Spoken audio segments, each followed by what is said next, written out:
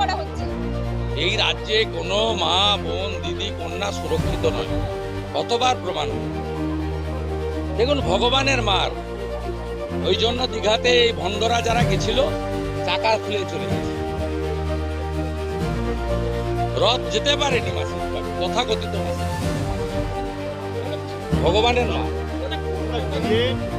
বিয়ে নিয়ে রাজ্য সরকার সময় চেয়েছে, আরো সময় দিতে পারবে।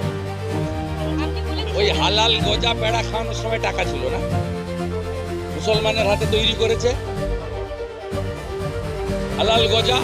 আমরা কি হিন্দুরা কি এত, সরকার মিষ্টি খাওয়াতে চাইলে মিষ্টি খাওয়াতো, ওসাদ বলবেন কেন? 100 কোটি টাকা দিয়ে হালাল গজা তৈরি করতে পারেন আর কর্মচারীদের ডিএ দিতে পারেন।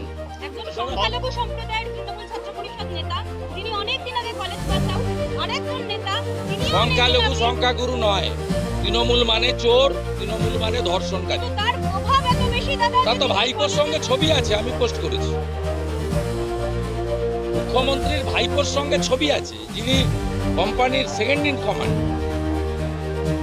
আপনি ছবেন কি করে? আপনার ক্ষমতা আছে নি?